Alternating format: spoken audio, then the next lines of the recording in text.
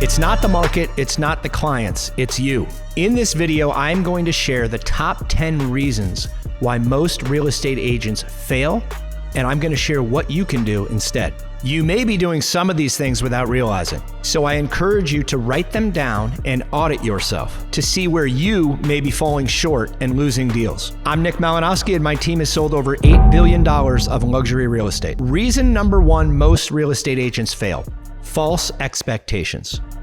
Most agents have no clue how hard it's actually going to be to become a successful real estate agent. I think the expectations are key. You have to have a clear understanding of what it's actually going to take, and don't expect to become a success overnight. The top agents that I know have been doing this for 15, 20, 25, 30, 40 years.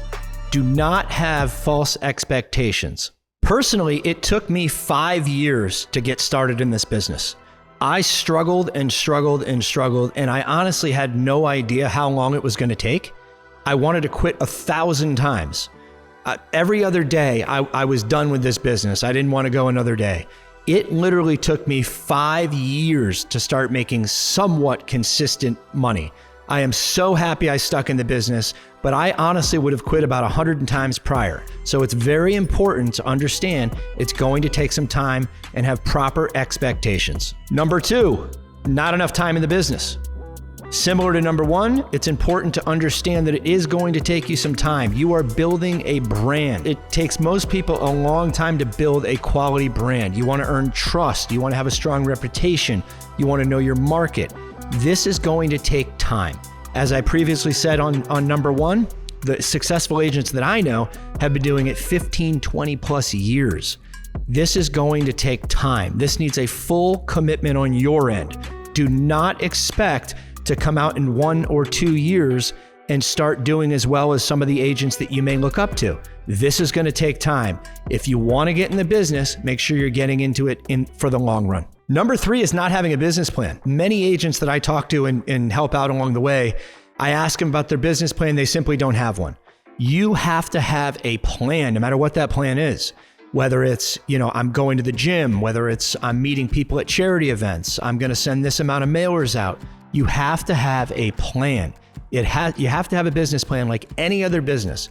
You don't have a boss. You don't have somebody looking over your shoulder. It's all you. You are the entrepreneur. You have to have a business plan in order to be successful.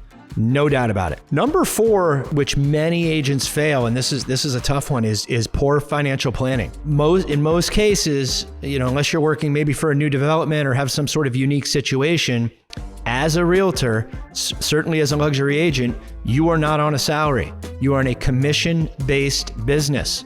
You're paying for all your marketing. You're paying for your transportation. You're paying for your rent, your food. Whatever you have going on, it's important to take a realistic approach in how you're going to become successful in this business while maintaining your own personal finances. I'm telling you, your money's going to go fast when you start marketing and networking and trying to run this business. You have to have a financial plan which allows you and is going to give you enough time to make it from A to B.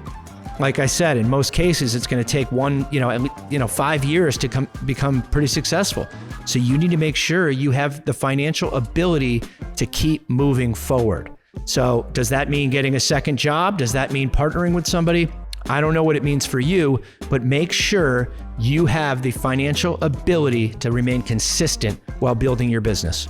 As an example, when I started off, I was bartending. I was doing any side job I could. I was offering to do any open houses I could. I was doing whatever I could to earn $1. For me, it was a major struggle in the beginning. So first 5 years were not that fun. It was very difficult. So I had to do whatever I could, whether it was bartending, serving, anything to support this business. I'm super happy I stuck with it, but it was very difficult. So I would definitely make sure you're financially sound, whether that means a side job that kind of makes sense with real estate, where you meet people, maybe it's working at a golf course, maybe it's serving. Make sure you have some income coming in because you cannot rely on real estate in your first few years of selling real estate. Number five is not having a clear purpose or market focus. What I mean by that is when you're in real estate and I ask you what you do and you tell me you sell real estate, that really doesn't tell me what you do. I want to know where you sell real estate, how you sell real estate, who you sell real estate to, what you specialize in, what your market is. I want to know that you're an expert in whatever market that may be. So it's important to define what you do and where you do it. People want to work with the expert. They don't want to work with an agent who represents all of South Florida. They want to work with an agent who works with that target market where they're looking. If you're Fort Lauderdale, they want to know you're an expert in Fort Lauderdale. I've seen it time and time again where the agents try to act like they work the whole market, and then the buyer will go to a certain market and realize they've made a mistake with that agent and immediately jump and start working with the expert in that location. You will never succeed if you're jumping all around. I want to know that you're an expert in the market in which you work, and I guarantee you'll build momentum and become that expert over time. Pick your market, become an expert in it. Number 6 is failing to network. This business is 24/7. If you're not wanting to wake up every single day and go to work, and that's Saturdays and that's certainly Sundays, then this business is not for you. Every event, everywhere you go is a networking opportunity. If you don't like to network, the business isn't for you. You need to be outgoing. You need to be speaking to people, introducing yourself, handing out your card, letting people know what you do. It is a full-time job, whether it's at the gym, at church, whether it's anywhere you are, it doesn't matter. Sporting events, you have to always be on. It's a difficult part of this business, but it's certainly a necessity.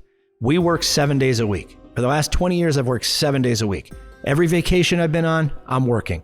When I go meet, the hotel manager in France or wherever I am, I'm networking. I'm giving him my card. I'm letting him know I sell luxury real estate in Florida. Failing to network is going to be failing to succeed in the real estate business. Number 7 is inconsistent marketing. Time and time again, an agent will send out an email, make a phone call, introduce themselves, and end up with nothing. It's not the first try, second try, third try. This is going to take time. Create your marketing plan and stick to it for 1 to 3 years. It takes time to build a business. It takes time to build a brand. Do not get discouraged if you're not getting calls on your postcards or your letters or reaching out to people. This is going to take you time. Continue to do it. Even if you're not getting direct success, you got to remember you're selling luxury real estate, or you're attempting to sell luxury real estate. Getting a luxury real estate listing is extremely difficult to do. It's not like you send a letter out and get 10 phone calls of people that want to list with you. This is going to take time. This is going to take brand recognition. Stick to the plan and create a long-term marketing plan, and just don't stop. You have to just continue to do it. I've been doing it for 20 years. I haven't slowed down once. Number 8 is lack of market education. What I mean by that is, if you're attempting to be an agent in a specific market and you don't know everything that's going on in that market, you are not the expert. The agents that we work with know everything. They know every house, they know every owner, they know what's going on, what something's traded for. They have the knowledge, and most of all, they have the insider knowledge. A lot of times when you're hiring a luxury agent, you're not just hiring somebody to get a transaction done, but you're hiring somebody that is going to provide you with invaluable information. You have to know the market inside and out. And if you don't, you really shouldn't be considered to work with the best. If you want to be at the top, you've got to know everything. Study it. The good news is you have access to it through MLS, Zillow, Realtor.com. You have access to the information. If you're not doing it, it means you're not interested or you're being lazy. Get the information, know your market, and be smarter than anybody else. Number 9 is not understanding the paperwork, contracts, documents. You have to get a clear understanding of your contract. There is nothing worse than when an agent, either a seasoned agent or a new agent, is representing a buyer in a transaction that I'm involved with, and they don't understand the contract. It's awful. Understand your contract. It's one of the easiest things you can do. Take the courses, get educated. The last thing you want to do is put a buyer and seller in a terrible position because you messed up on the contract, or you didn't clearly understand it, or you didn't understand the timelines. It happens all the time. It's shocking that it happens, but be an expert. Truly be good at what you do and understand what you're asking your buyers and sellers to sign. Number 10, which might be one of the most important, is the quitting mentality. As I said earlier, as discussing, year 1 through 5 for me, I wanted to quit 1,000 times over. It was awful. It was a really difficult experience, and it was very hard financially for me. So I had to just keep going. I wanted to quit. I had a certain amount of people helping me and say, no, you got to keep going, which, thank God they did. But for me, I was able to rely on sort of my sports career and playing football and hockey and lacrosse and just getting beat up and failing. So I was somewhat used to failure through sports. So I was always able to sort of pick myself up again. But so many people aren't used to that. And they fail and they fail and they fail and they just quit.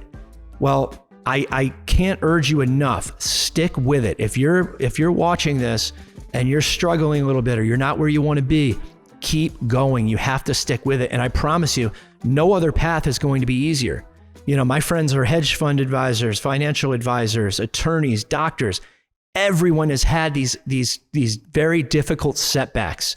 You can't quit. It's never going to be easy. The biggest successes out there have failed time and time again. You have to stick with it. If you're thinking about quitting, get it out of your mind. Keep going, keep grinding. It'll happen. Do not quit. I get it. Things are tough. They're not always easy. Market goes up, market goes down. Things are all over the place. You have resources. When I was doing this, I didn't have resources like you have these days. Come to my channel. I'm helping. I'm giving you real information. That alone should help you get from A to B. Stick to it. Forget about what the market's doing. Don't blame anybody else but yourself for what you need to get done. Stick to the principles, stick to what we're saying, and you will succeed. All right, let's recap. Number 1, false expectations. Number 2 is not enough time in the business. Number 3 is not having a business plan. Number 4 is poor financial planning. Number 5 is no clear purpose or market focus. Number 6 is failing to network. Number 7 is inconsistent marketing. Number 8 is lack of market education. Number 9 is not understanding your paperwork. And number 10 is the quitting mentality. If you found this video helpful, be sure to subscribe.